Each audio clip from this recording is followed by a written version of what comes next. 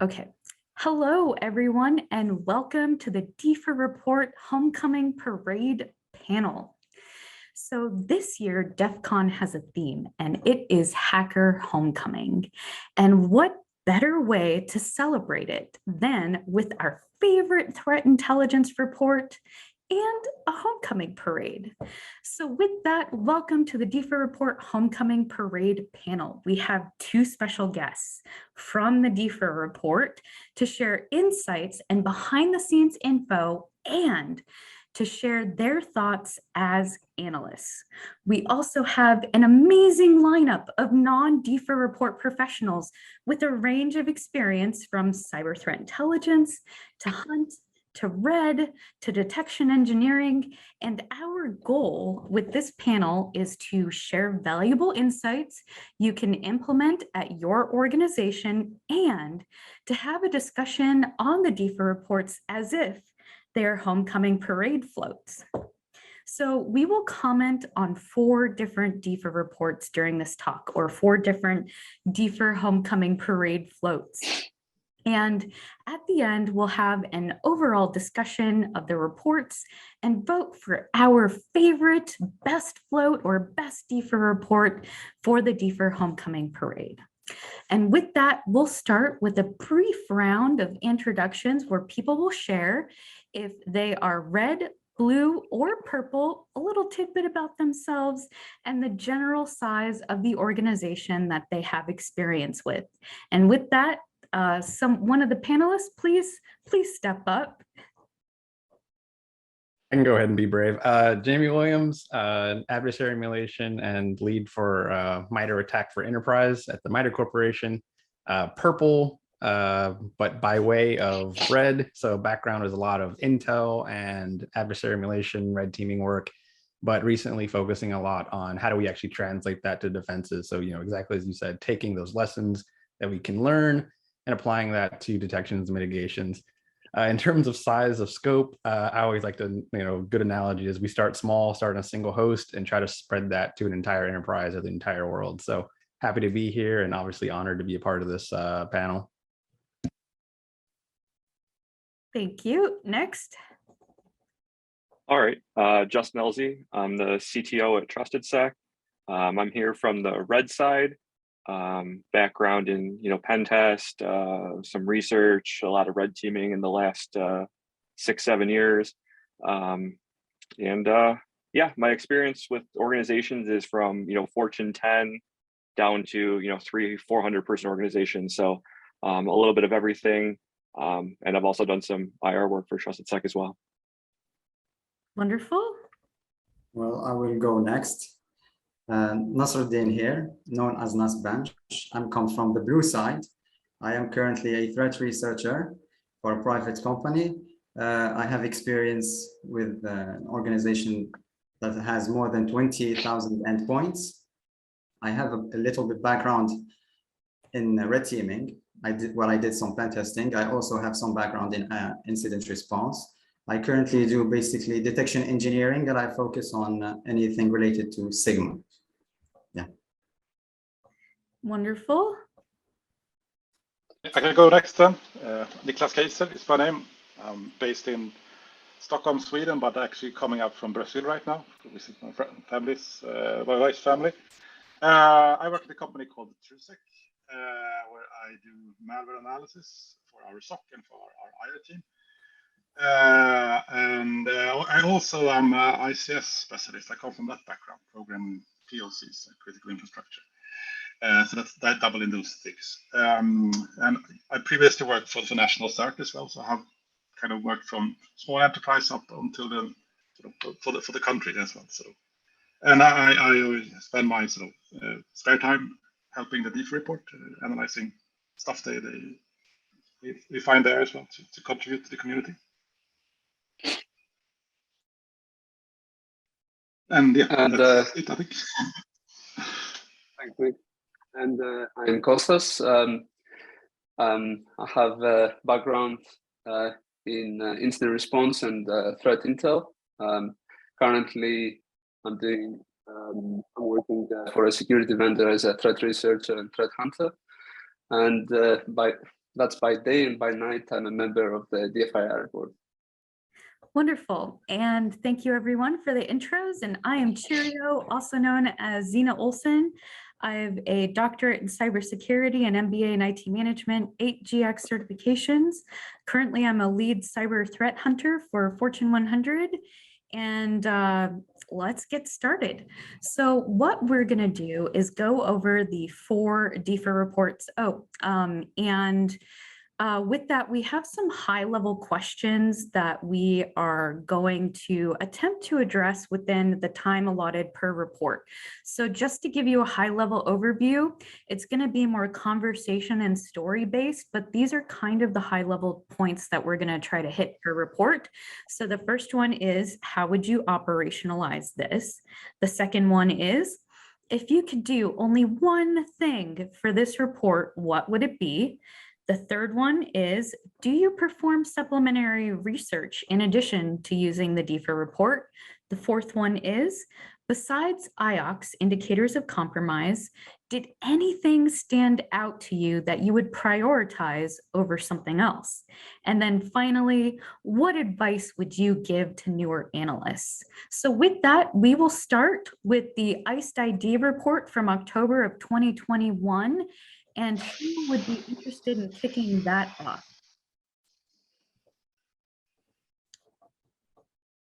I can go ahead and toss one in.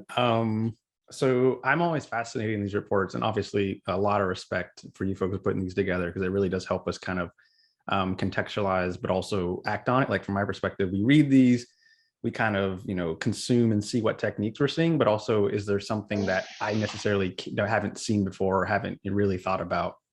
The big one here for me, at least, was the tradecraft really didn't blow me away.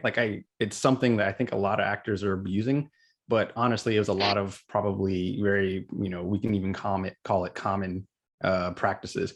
But really what, it's even in the title, what separated this report from other reports for me was the tempo. And I think it really exaggerates. And I think the big takeaway was, I'm glad to hear there's so many IR people on this call, is the need for, I don't know how many alerts a given org would fire on this, but I imagine hopefully there's some, but the need to actually triage those versus, there's a lot of detection opportunities in this campaign, but, this is a really great use case for if you're not acting on those and actually, remediating and responding, this is kind of what could potentially happen. That's a really great point. And one of the things that I want to add is regarding the risk rule discovery. So sometimes, in here, I will go to the discovery section. If I can Control F. So responding to these individual commands, let's see, I think it's up here. It might be difficult, right? So like trying to catch every single one of the discovery commands related to that. But if you do a risk rule and span that out over time, it'll be better for analysts trying to work this particular thing, right? Instead of like an alert on this, an alert on this, an alert, like it doesn't make sense to do an alert on cmd.exe, but if you aggregate this per host over time, I believe that it could be a high fidelity type of detection that you have from initial access to the environment. Does anyone else have any thoughts on that? I was just going to add that you'll see a theme across all of these reports is the discovery phase, like you said, has a lot of good detection opportunity because the way these commands are clustered, like net group domain admins, NL test, things like that. Like you might see 1 or 2 of those fire because of some script or an install script, but the grouping of them and a time frame, like you said, of a few minutes is kind of a common trend across all these reports, and it's a somebody's going to run something, and the thing that happens next is a great place to start. So these are something from the red side, we always try to avoid piping things through cmd.exe, but on the ransomware side of the house and things like that, this is still a very common practice. Yeah. Quick shout out to you folks for actually reporting that too, because just looking at other in general across Intel, sometimes just getting discovery commands and seeing that insight is kind of hard, but I've noticed that across this report and others, actually documenting that really does help us out quite a bit. Yeah, it does. And I think too, speaking to the red side of it, Matt Hand over at Spectre Ops, I love them, by the way. They're awesome, like trusted sec, right? Matt Hand put out a recent article regarding thinking about the execution, right? So we think it lands on the box and then we immediately expect the netcon. And he was encouraging people to maybe move away from that mental model and expand how you think about when something lands on the box and the time frame involved. So here he shows that where, it can land on the box and then it waits to make the network connection instead of immediately. So when building the specific alerts related to this type of behavior, regardless of which report you're looking at, take that into consideration when you're building out your detections as well for those sneaky quote unquote red teamers out there. Sorry, Justin. They're so sneaky, they're good. So that was also part of it. Anyone else have anything that they want to share regarding that? Yeah, what I would like to add is these kind of commands we will see them, and we're going still to see them every day in most attacks. The difficult part that I found is the ability, you say aggregation, but it's kind of hard to do, especially in non-homogeneous environments, as it is usually the case, where everybody is writing script the way they like. And these commands can be indistinguishable from a legitimate administrator. So the challenge here is to find the correct way to be able to aggregate them. And sometimes the tools don't offer that, but is a very nice way to be able to detect this kind of stuff if you find a way to aggregate. And one of the best thing I found is to baseline your administrators, at least if you can. So one of the cool ways that the DFIR report always starts off is if you will see that NL test, CMD, net, and the liking of those commands. And if you can baseline them, I believe you can find a lot of good stuff. So that's a really good point too, because like I don't know how many admin, like you said, like a lot of this might look very, very common, but like there's probably like, depending on your environment, like your admin might not be running like regsurf 32, like that just might, or especially like connected to a download cradle and that kind of timeline. But I think that's one of those things where, like you said, it's not necessarily like looking at the intel, you're not going to be able to just like 100% drill on those. It's really one of those opportunities you have to go and like apply it and learn, which is, obviously a struggle, but in the end, like you said, it's going to pay off in terms of taking things that are very common and potentially benign and contextualizing them with, actual data. Yeah.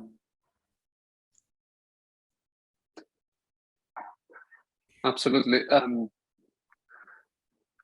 I just wanted to add as well. You all spoke about aggregating those discovery commands. We see them a lot across many reports.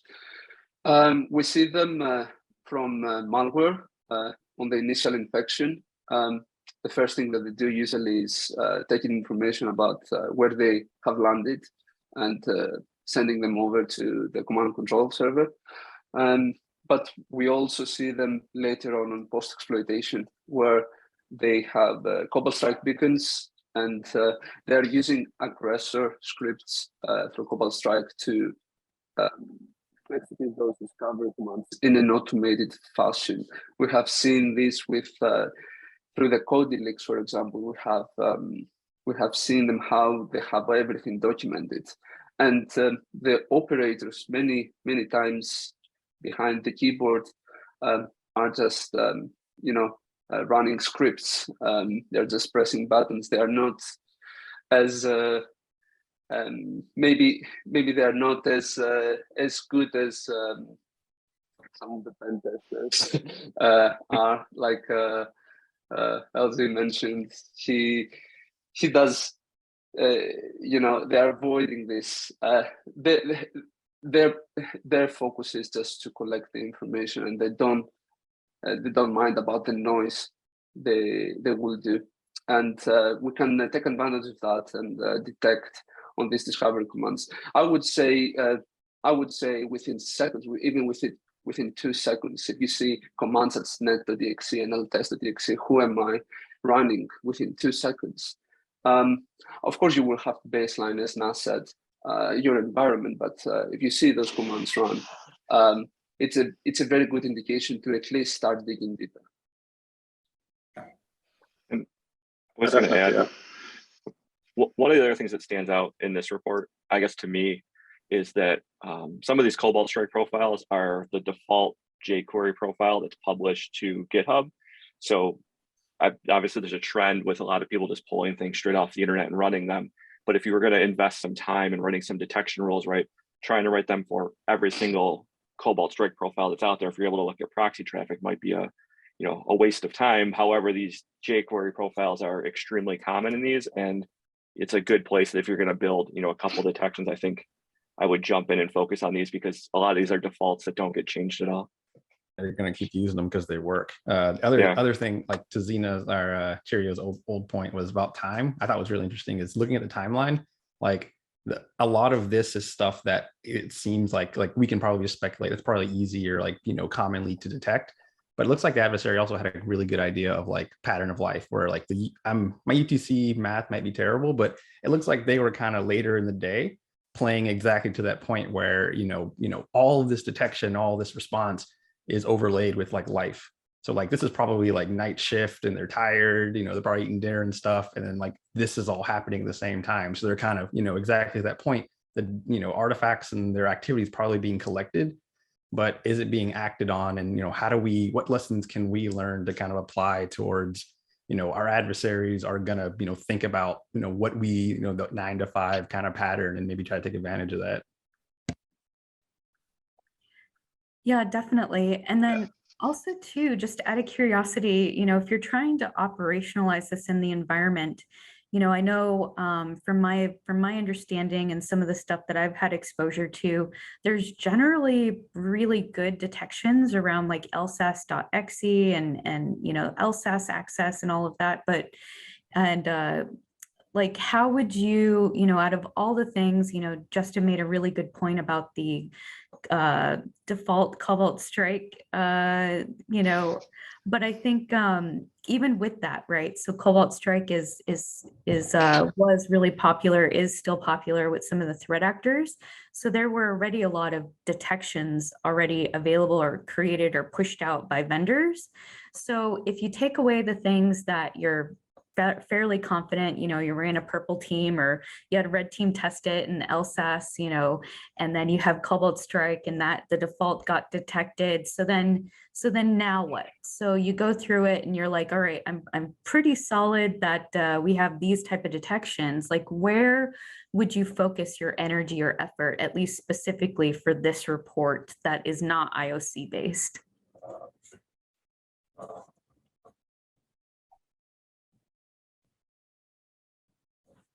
I think we try to provide a lot of detection opportunities with every technique we are mentioning. We try to make sure that we highlight the individual event IDs for security event logs, for example. If the organization is using Sysmon, we also have Sysmon detection opportunities for the individual event IDs that someone could look into.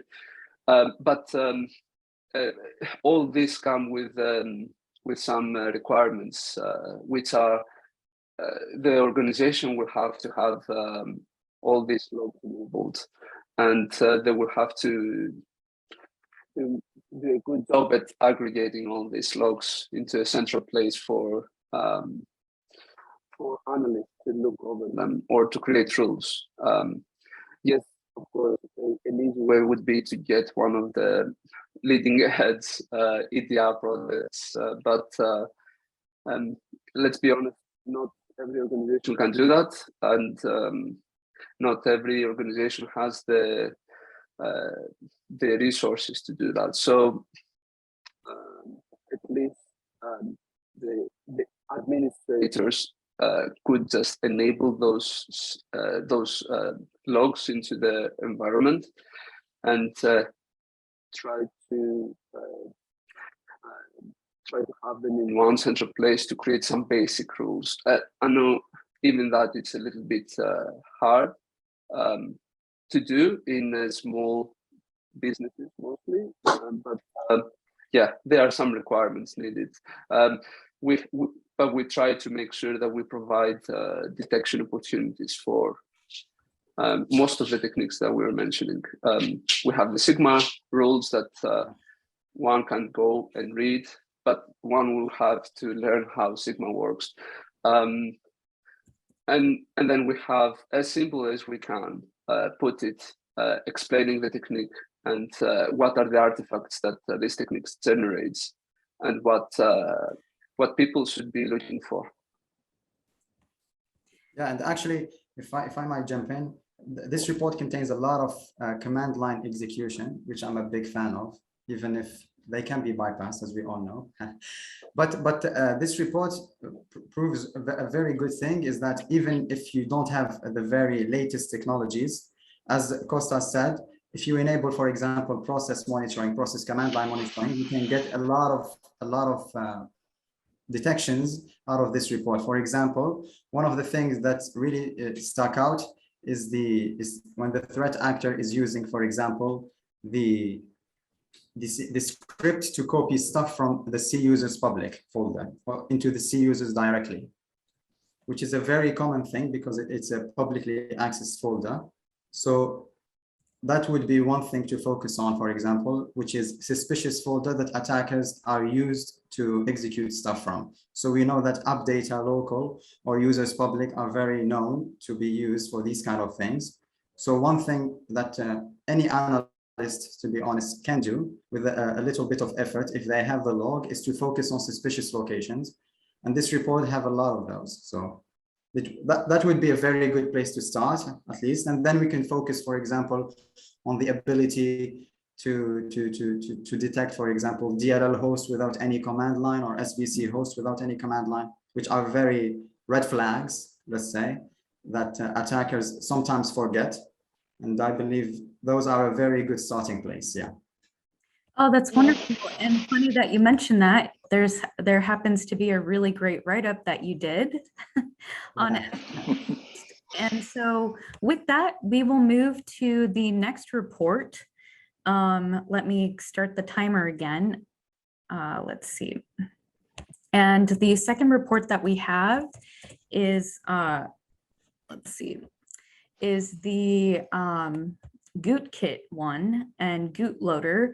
Would anyone be interested in talking about how they would operationalize this, or maybe give a tip for new analysts in the industry of how they would review this particular report? I can go ahead. So just kind of walking through my process at least, and hopefully this is helpful for new to even seasoned analyst is, look for things that, you're already doing in the, basically, as we're basically describing, try to see yourself in the report. Like, how do I like stack up against this in terms of where are my strengths? Mention like command line logging or certain, even identifying weaknesses from the adversary in terms of things that they can't control in terms of events that might be produced, or situational things like they're going to be putting payloads in certain file types based on access. So basically figure out where's my best opportunity to detect. But also I think what this report really highlighted that was interesting was new ideas that I haven't considered, like GootLoader, for example. It's like, okay, like, this problem is not necessarily directly in my space. Now I have to start thinking about, what adversaries are doing before they even contact me, like this SEO poisoning. I have to start worrying about, that from an external threat perspective. Two other things that really stood out to me, and I love that you highlighted it really well in the report, was the JavaScript. That was really cool to me. Not necessarily, I need to do everything by myself, but there's a lot of resources out there in terms of, Microsoft already provides the means to maybe prevent JavaScript from, downloading malicious files or executing those. There's a lot of resources there. But also my big kind of Intel nerd lens, every time I read a new report, is what have I learned from this? There's something I've never like picked up on. And for this one, for me, was what restricted admin. Like, I'd never seen that, but like conceptualizing that, and seeing that that's a really good detection opportunity that, I'm depending on your environment, there might be situations where, that might be real, but imagine, just like just hunch would be a lot of environments that's going to stand out as like probably abuse. And that's a really good detection opportunity that you can kind of add to your repository of things that you can detect maybe at scale with, high confidence. So, that's kind of my lens in terms of, seeing myself in the report, but also teasing out, where are my best opportunities to actually affect this. Yeah, thank you, Jamie. And I just wanted to point out, these reports at the end, they were talking about there's usually Sigma rules. So one really great resource that I saw, because not every organization has Sigma, right? They have different things. So you can grab the Sigma rule and you can use Uncoder.io, and you can translate this into a search. You have to modify it though, because it doesn't get everything, right? But you can modify the search, and I believe CrowdStrike is one of the top EDRs that are used across just period.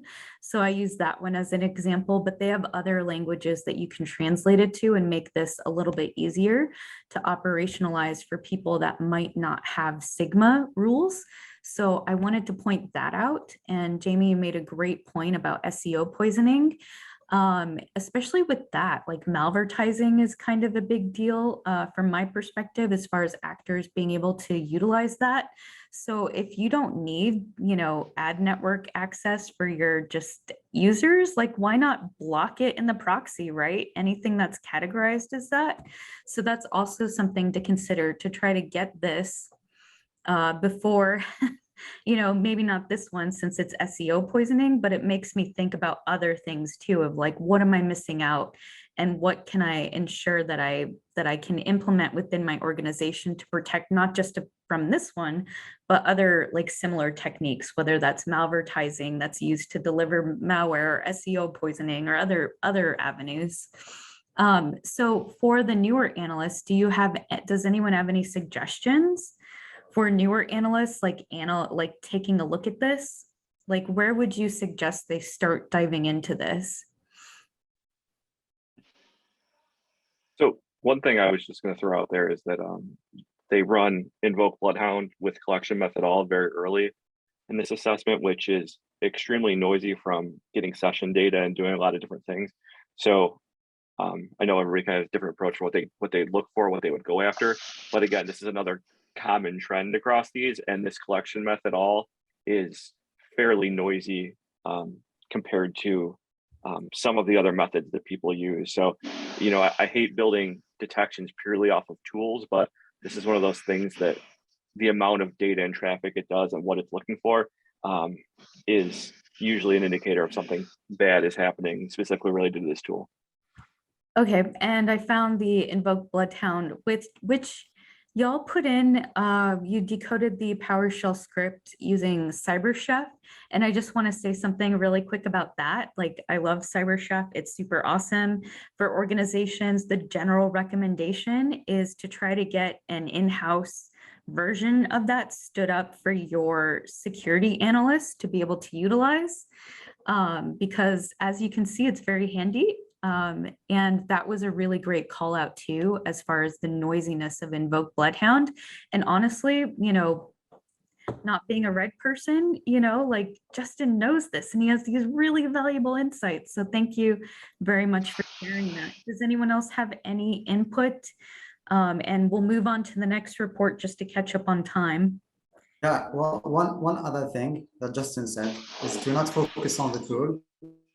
And I don't like to focus on the tool except if they are famous. But one interesting thing that a new analyst, not so new, but at least somewhat seasoned, is to look at the tools from a methodology perspective. So for example, instead of focusing on the command line or the technology, but what is the method being used, and what are the things that will not change across tools? For example, in the case of Bloodhound, the method being used, or for example, in this report, they use Lasagne, which is used to collect credentials. For example, instead of focusing on Lasagne, for example, focus on the ability to read specific files from Google Chrome or Firefox folders, which would be more interesting to see if attackers are collecting those credentials instead of focusing on the tool. So that would be an interesting for newer analysts and even seasoned analysts. So Spectre Ops have a a methodology called, I believe, capability abstraction, which is very good in explaining this concept. So that would be at least a medium place to start. Yeah. Oh, wonderful. Okay, thank you very much for that insight too. So now, Also, can I add one thing here though as well? For this one, I think is interesting. Since they want to have persistence as well, which we haven't focused on yet. And in this one case, they use sort of base 64 encoded stuff as scheduled task. And that's sort of, it's very rare that you have something valid that should be base 64 encoded as a scheduled task. It also like focus on the persistence part as well, sort of the next stage of the intrusion. oh, wonderful. That's a really great call out too. So now let me reset the timer. I gotta say, while we're waiting, I do appreciate the live demos. So big shout out to Cheerio for driving. Oh, yes. Let's see, so 8 minutes. So now we will go to the year in review. And this one I picked so that y'all could talk about how you would operationalize this. So here's this twofold, right? So you get these like strategic reports that are like, oh, persistence is important, or whatever. And the general, a newer analyst might be like, cool story, bro. Like, what do I do with this? And so I was hoping it's kind of like the more experience and the more exposure and the more variation that you have with your experience, like you can see things from different angles, like with Jamie with your red to the purple and then the blue and then the red, and with all the panelists. So I was hoping that this would be able to inspire other analysts that even if you're given a chart like this, or let's see, there's another like this one right here, the persistence methods of like any desk scheduled tasks, which is kind of a big deal, right? Like some people might just look over this and be like, don't care. But I'm saying, like, I feel like there could be some value in this, like, do you know your posture regarding any desk? Is it allowed on your endpoints? Like, is it anomalous? Like, just getting them to start thinking about how I can make use of this information that's more at a high level. So if anyone has any like tips of how they look at these reports or how they operationalize them, whether, this is just one of many examples, like there's the Verizon DBIR is another good example, or like the annual ransomware reports that come out sometimes. And they're like, oh, they use these tools. And it's like, okay, TeamViewer, Splashtop, Atera.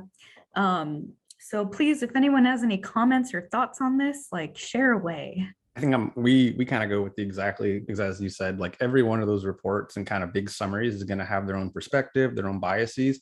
But, exactly as you said, a really good exercise is we all have our priorities. Like there's only so many resources we can deploy. So we have to make decisions in terms of what we focus on.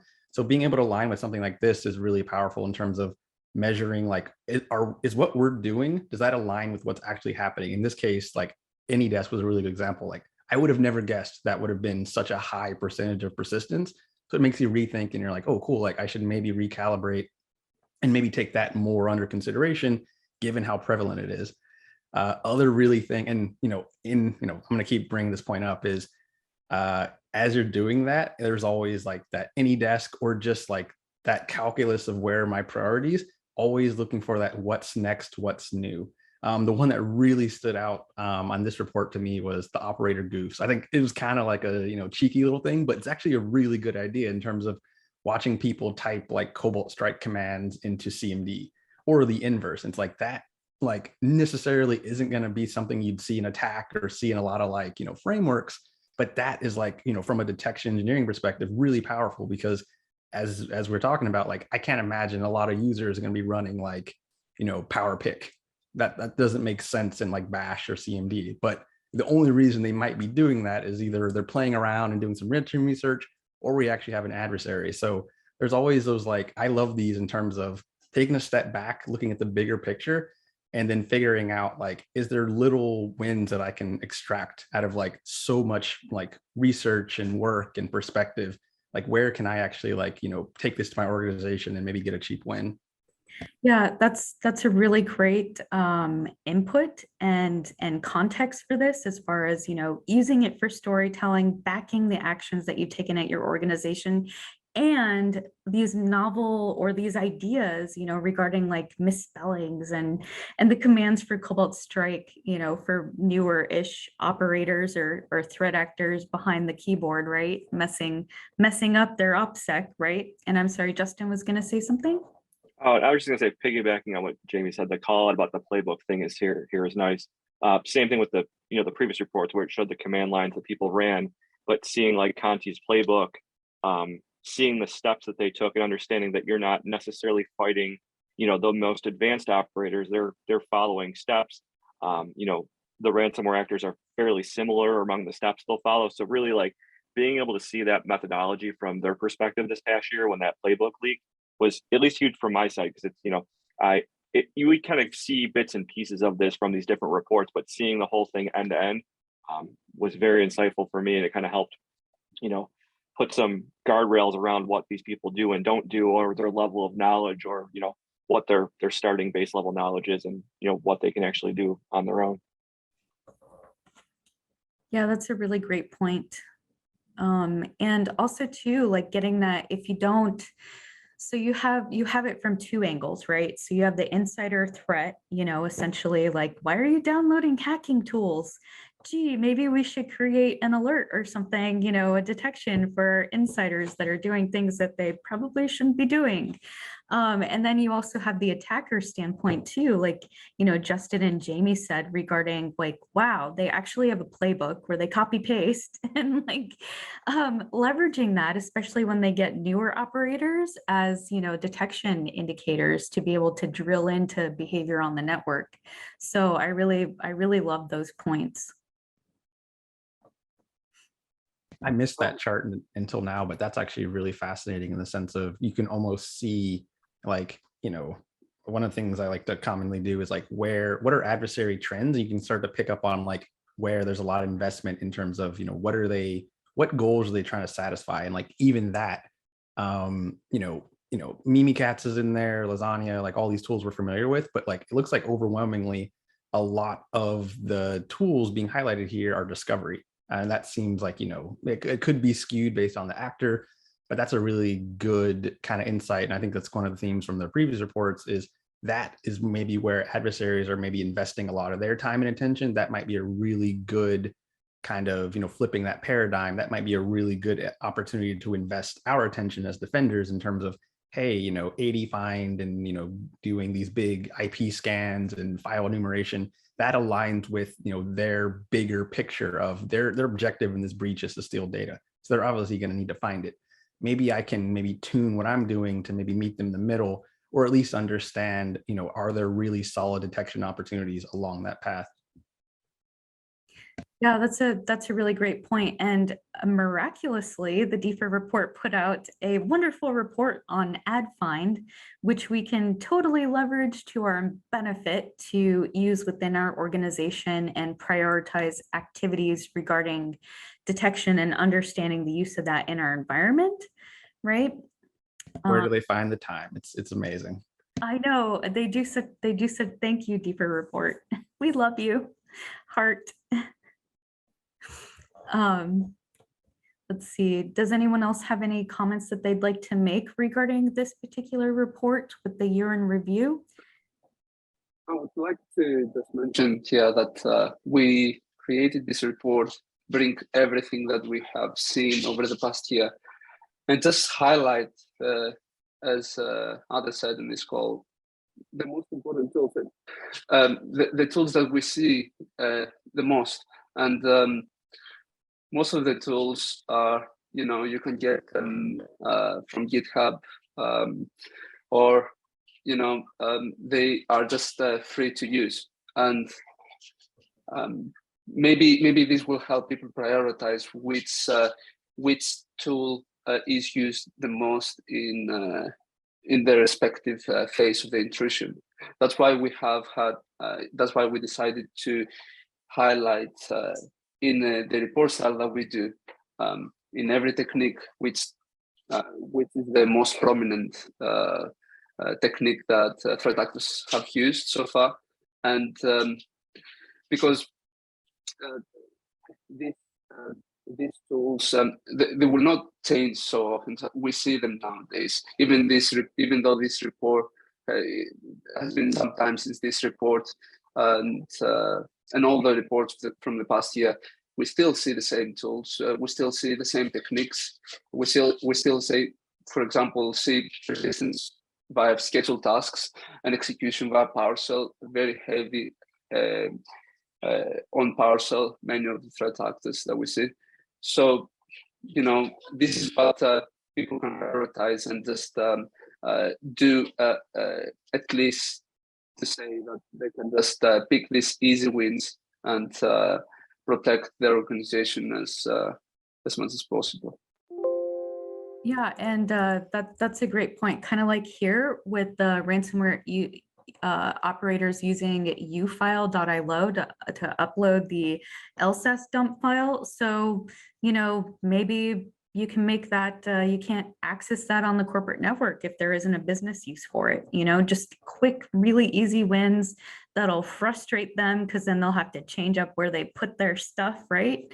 And that's more time that buys you, essentially, from my perspective, this is just my opinion, it buys you more time. One more thing before we jump to the next report is to never forget the easy wins.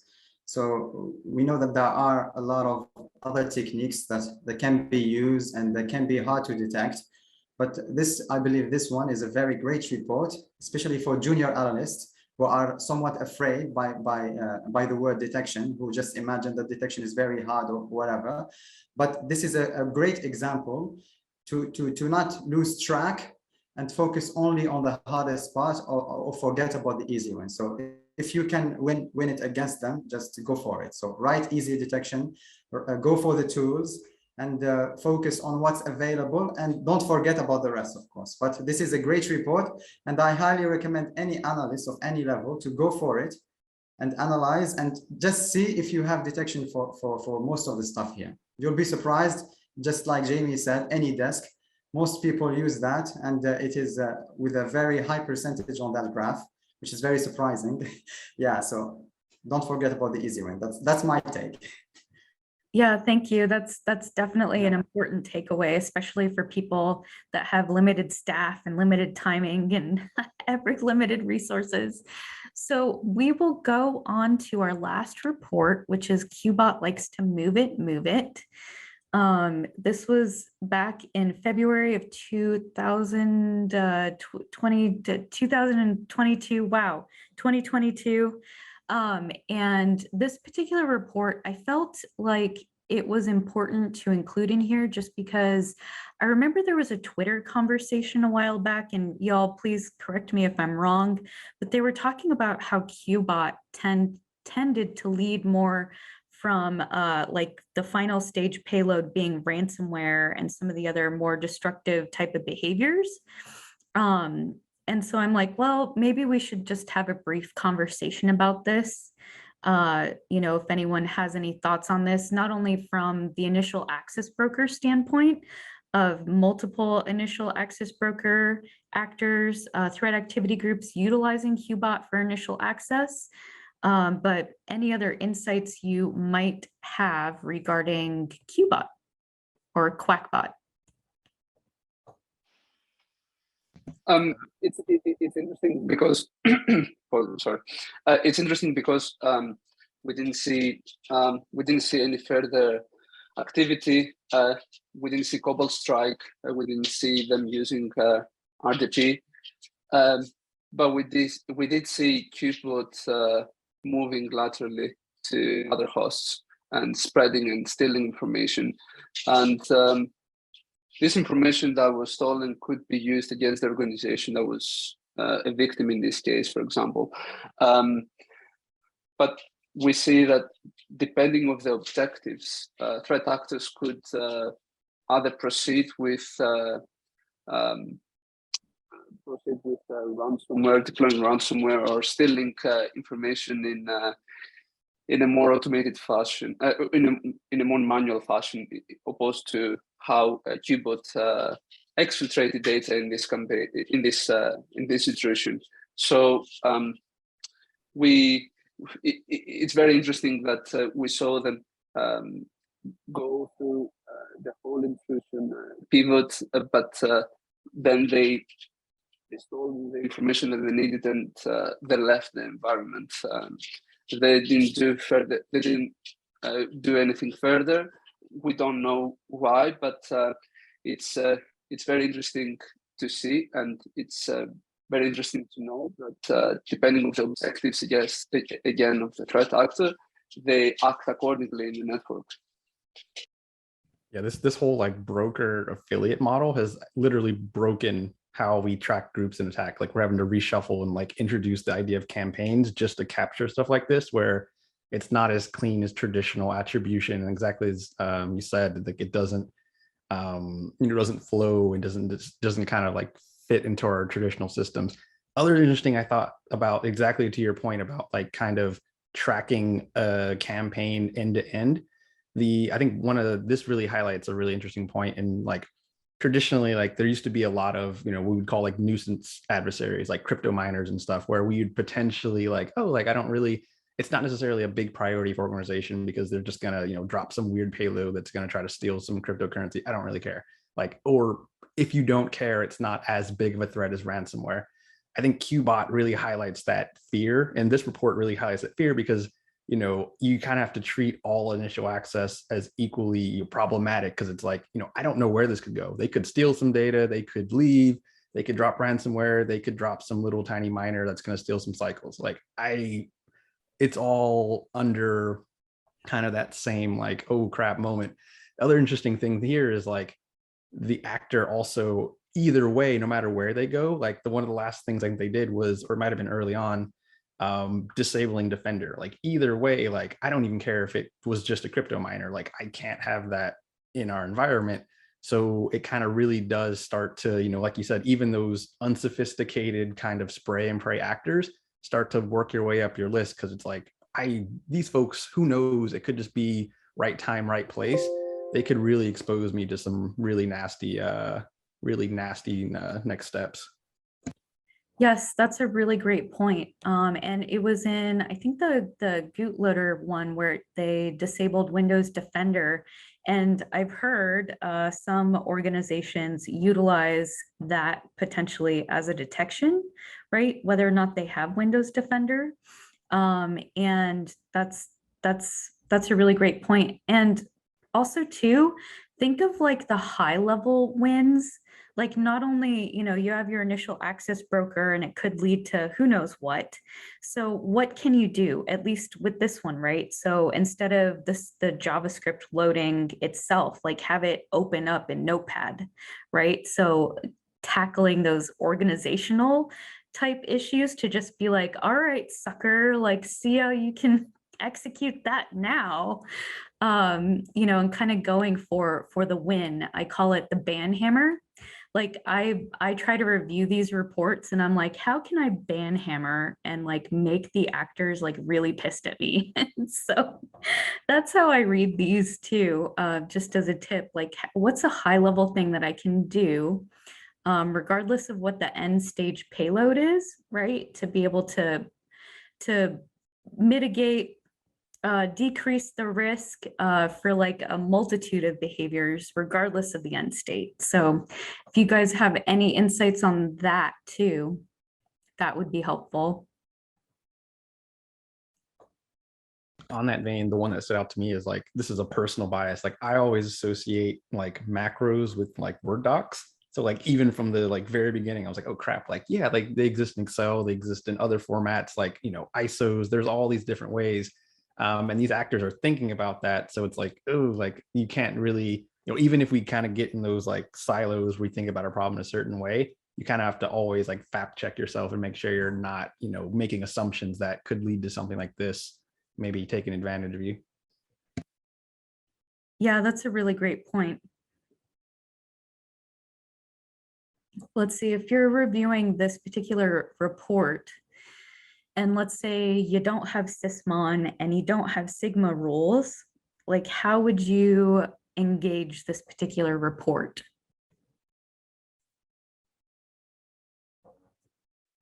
You close it and pray.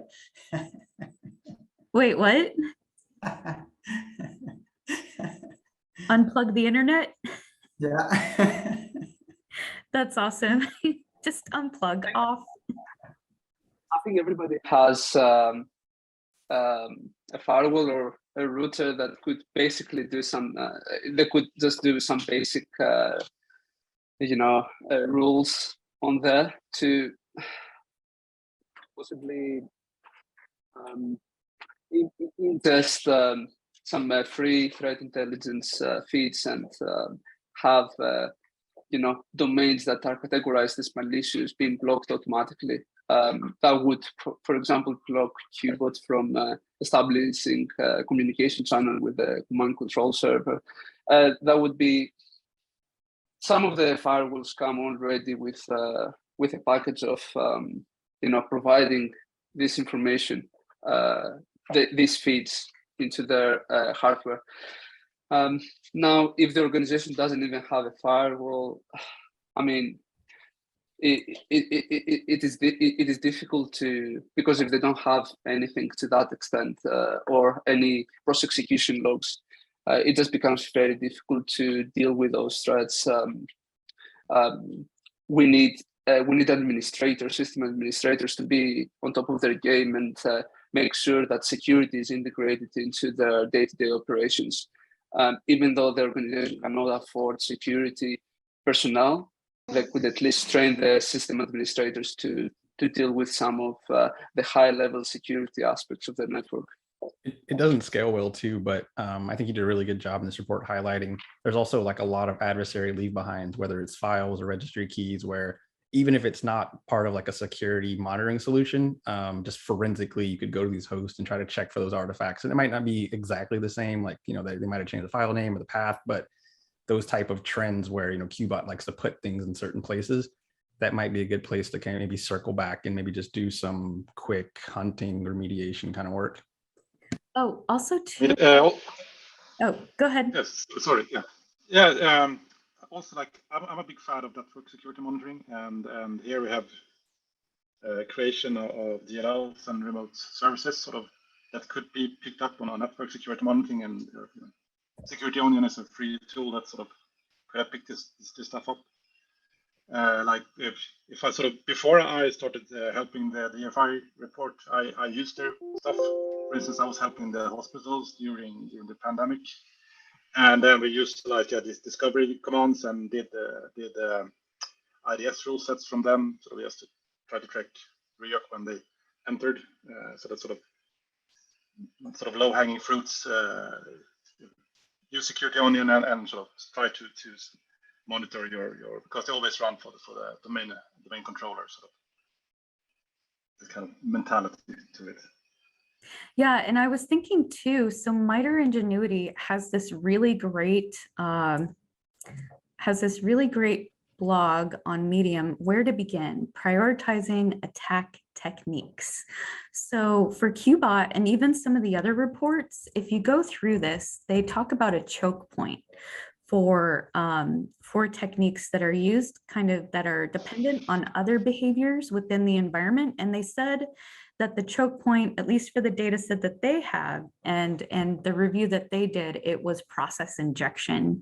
So if we come over here to the Qbot report, and let's say you have a way to detect process injection, here, the msra.exe was injected by the Qbot DLL. So that might be a great place to start, like any process injection related to that binary and that service within your environment. And so from there, start there and then branch out to other parts of the report. So, you know, for me, if I was doing the MITRE Ingenuity way, as far as looking at the choke point for other behaviors that QBot might do, that might be a great one to start with. And that's, of course, contingent upon your particular security environment being able to detect on that. That's just one idea as well. Does anyone else have any thoughts on this particular report? I would personally Can want I sort of to also? ask Justin. Sorry, Nick. Go ahead. Sorry. I just want to highlight also, this is not one of the 4 reports here, but Kostas did a great work on Cobalt Strike. I really want to emphasize his work on that, because if you find Cobalt Strike, you will be secure, kind of, because that's almost 100% of Cobalt Strike comes in. So yeah, That's probably a solid choke point. Big shout out to Kostas. Yeah, thank you very much. Yeah. I would like to ask Justin from being in the red team and that perspective, what would you do if you didn't have process execution logs or some of the basic security hygiene that we expect to see in an environment? So what would you suggest to the customer, for example? Yeah, so this particular case, this is probably not the best suggestion, but I would assume if you have no security spend, you're probably small enough to a point that you could get away with, you know, using a GPO to block, you know, macro execution or something like that, right? Because so many of these things have started from macros. I feel like you might actually be able to get away with turning it off in an organization that size. Once you start getting very large, you start finding out that, you know, finance and certain random people run them. But I'm guessing if you're small enough not to have any security spend, maybe no EDR and some other things, you might actually be able to get away with the GPO for that. And I realize that's not a fix-all because people have moved on to like, you know, ISO files with links and things like that. But like so much of this over the past couple of years has been like macros of varying kinds. You know, getting a handle on that, turning it off if you don't need it. It's the same thing that was mentioned before with the ban hammer on .js, like remapping HTA, remapping JS to open in Notepad. Like those are some easy wins, and there's only so many initial access vectors for the phishing side of things.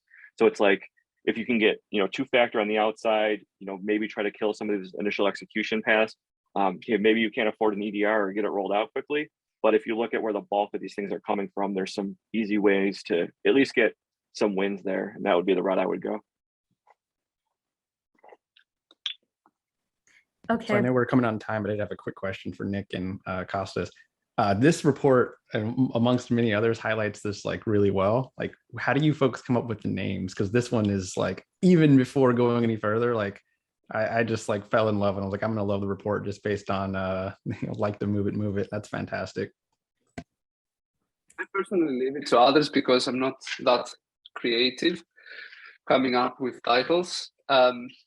I would contribute to the voting of the title that other people suggest, but you know, I'm not that creative. I think Nick has come up with some very good titles over the past year, so that's what I would do. Yeah, Just play around with you know, funny phonetics, and then all the analysts just let's go with this one. So I mean, this title is awesome. Will there? I mean, who can read that title without thinking about the real Slim Shady, right? And the song starts playing in my head as I'm reading the report. That's a really great question. Yeah, so we are at the closing point of this particular panel. Thank you everyone for your participation and wonderful insights. And really quick, so out of the reports that we reviewed and other ones that we pulled up, which one do you feel wins the DFIR Report Homecoming Parade? Which one was the best float or the best report? Anyone chime in?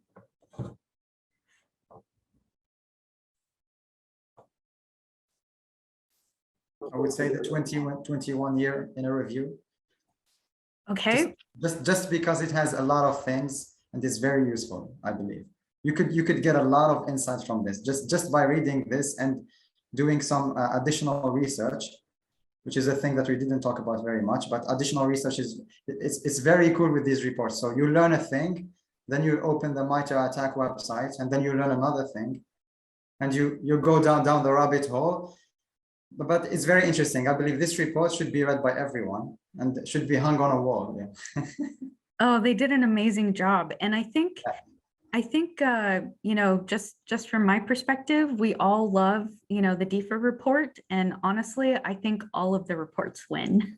So I'm gonna throw my hat in the ring and say that all of them win. And with that, I also wanted to close out this session and just let you know that everyone on this panel, we are not speaking on behalf of our employers, and we're here in our own individual capacity, just to make the lawyers happy. So I had to throw that in there. Missed it at the beginning. Other than that, I hope you enjoy DEF CON and have a great time for Hacker Homecoming. And thank you for joining us on the DFIR Report Homecoming Parade panel.